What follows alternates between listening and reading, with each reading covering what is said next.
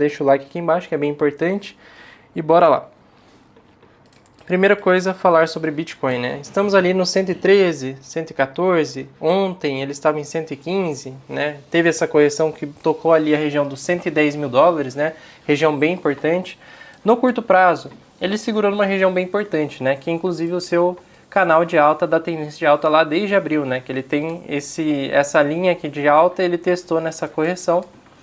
Testou ali os 106 mil, aqui na corretora da CoinSure. Teve alguns lugares que ele chegou ali nos 102 mil dólares, que era uma região que tinha liquidez em algumas corretoras. Várias dessas corretoras travaram, né? Mas aqui neste meu preço nós temos aqui uma sombra compradora, ou seja, tem vários compradores aqui abaixo de 108 mil dólares.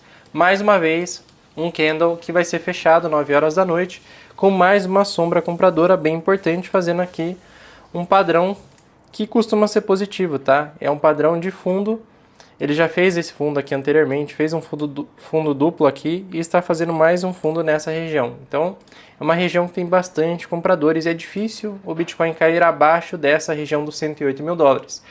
Por que tem essa linha tracejada? Porque, se a gente puxar aqui no gráfico semanal, essa região é uma região de topo anterior. As melhores compras que fazemos costumam ser, né, numa tendência de alta, em regiões de topo anterior em suporte. Então, esse daqui é um dos principais suportes para o Bitcoin.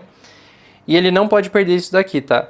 Sim, a gente está muito perto da região perigosa. É a melhor região de compra de Bitcoin, mas ao mesmo tempo, se ele perde ali os 108 mil dólares, esse topo anterior, aí fica mais arriscado de realmente inverter tendência e quem sabe entrar no bear market. Mas por enquanto, como ele está preso, né, dentro dessa região de lateralidade, ó, pode ver que dá para ver que tem um caixote bem claro aqui, ó, um topo bem definido, ali no 120, 125 mil dólares, e fundos bem definidos aqui no 108, e o menor aqui foi 106 mil 106 mil alto, né? Então ele está lateralizando dentro deste caixote. Se ele sair aqui para baixo, pode ser um problema, né? Se ele corrigisse aqui abaixo, porque tem liquidez, tem um pouco de liquidez, principalmente abaixo de 98 mil dólares, né? Começa ali, ó, se eu puxar o gráfico de liquidez, deixa eu pegar este gráfico, aqui, ó, começa a ter liquidez abaixo de 98 mil dólares, aí vai até ali os 92 mil dólares mais ou menos, né? Então tem bastante liquidez aqui embaixo.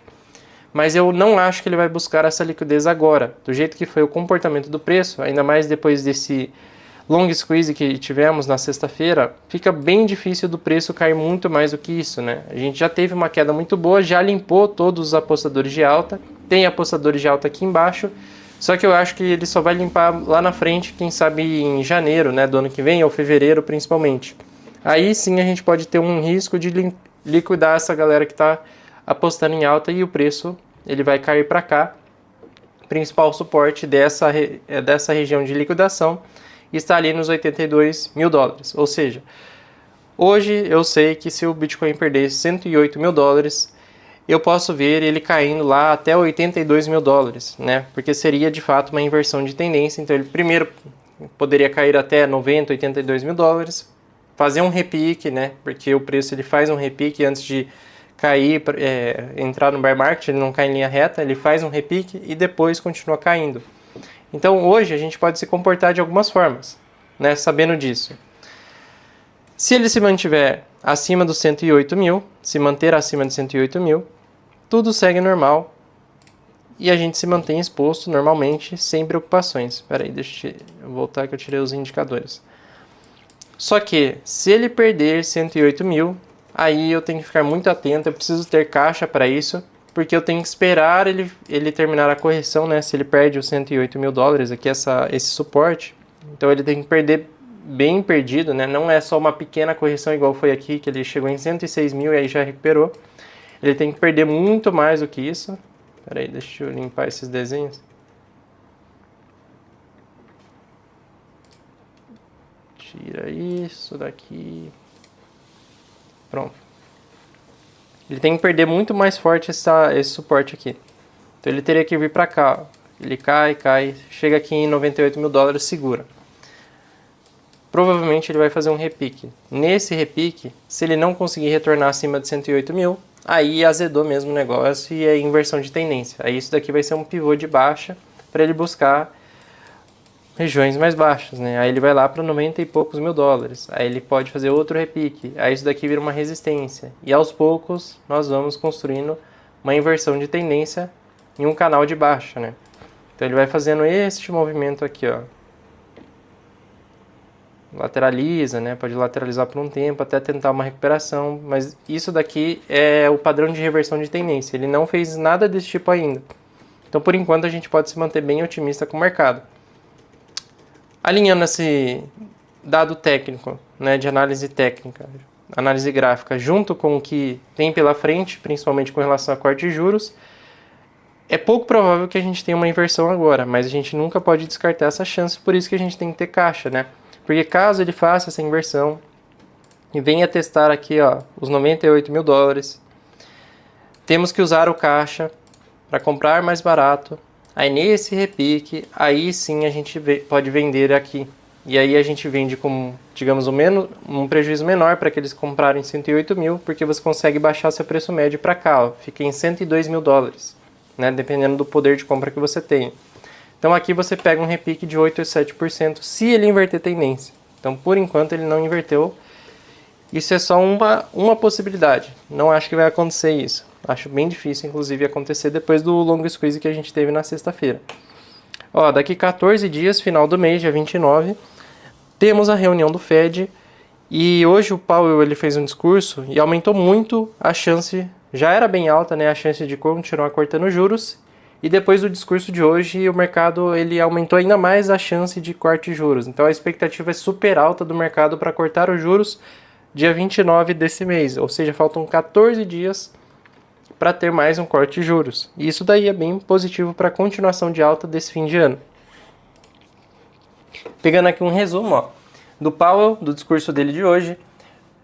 A perspectiva não mudou muito desde setembro, então em setembro ele deu um indício de que eles estão olhando mais para fatores de desaceleração da economia do que inflação e que eles querem reduzir aí os juros que está relativamente alto. Ele não falou exatamente reduzir os juros, mas eles não querem continuar favorecendo a desaceleração da economia, porque ela está desacelerando e eles precisam frear um pouco isso. Atual conjunto de políticas do Fed está funcionando bem. Então isso daqui ele foi bem político, a atividade econômica surpreendeu positivamente, né? Isso aí é por partes, porque a gente teve a paralisação lá dos Estados Unidos e não temos alguns dados, né? Não tivemos alguns dados importantes. E o Fed, isso aqui foi o principal, ó, parar de reduzir o seu balanço nos próximos meses, ou seja, foi uma fala bem dovish, a favor de cortar juros, a favor de, não é estímulo econômico, mas seria mais a favor a estímulos econômicos, né? Baixar os juros naturalmente vai estimular a economia. Antes, né, lá atrás, alguns anos atrás, ele tinha falas muito hawkish, né, favoráveis a subir juros, a reduzir balanço patrimonial. Então isso daqui é o fim do QT, basicamente. A gente está chegando no fim do QT. E isso é extremamente importante, né? Na última vez que tivemos uma out-season forte, uma alta muito forte do mercado, foi quando tivemos uma alta no balanço patrimonial do Fed. Não vamos ter isso agora, mas pelo menos parar de reduzir o balanço patrimonial é parar de tirar liquidez do mercado. E isso é positivo, tá? Cortar os juros, aí também favorece não aumento de liquidez, mas favorece desacelerar menos essa questão de retirar a liquidez do mercado. Outra coisa importante, né? Hoje estamos de novo vivendo um período de manipulação. Então, deixa eu puxar aqui o S&P 500, né? Puxar o mercado tradicional, principalmente. No início do dia a gente teve uma correção um pouquinho maior, né? O Ethereum até chegou a 3.880, né? Que é um suporte importante. O Bitcoin estava ali em Aqui ele bateu 110 mil baixo, né? 110 mil dólares. Solana também corrigindo, né? Vários ativos corrigindo, mas Nasdaq principalmente, ó, teve essa correção. S&P 500 também teve uma correção.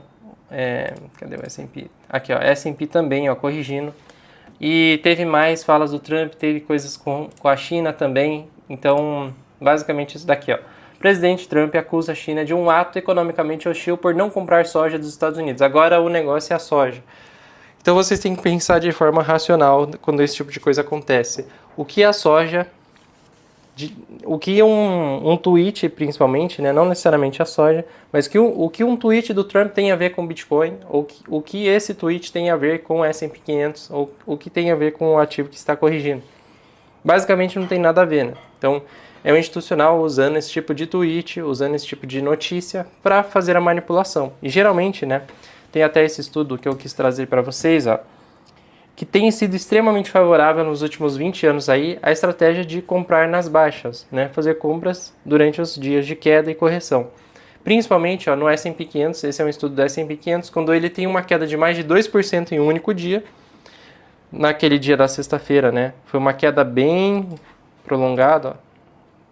Foi 3,13%, tem sido um ótimo período de compras, porque nas semanas seguintes você tem um belo retorno com relação a essa compra. Então, sexta-feira deu essa oportunidade, hoje mais uma vez com essa correção, a gente se mantém ainda num patamar bom, ó, se a gente puxar aqui do topo histórico até o preço atual, deu ali 2% também, ó, se a gente puxar o fundo do candle ali, deu 2%, ou seja, mesmo que os ativos não estejam lá no 108, 106 mil, ainda dá tempo de se posicionar, mas tem que tomar esse cuidado que eu falei, se a gente tiver uma inversão de tendência, não pode ficar zerado de caixa, porque agora a gente tem um risco maior de entrar no mercado do que ano passado, ano retrasado. O risco já é maior.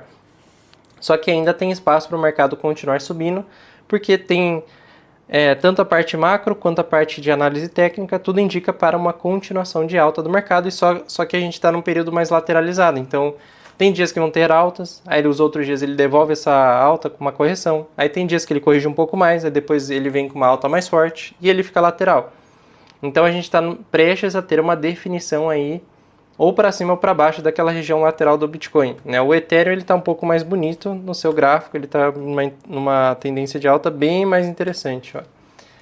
Vamos puxar aqui o gráfico do Ethereum.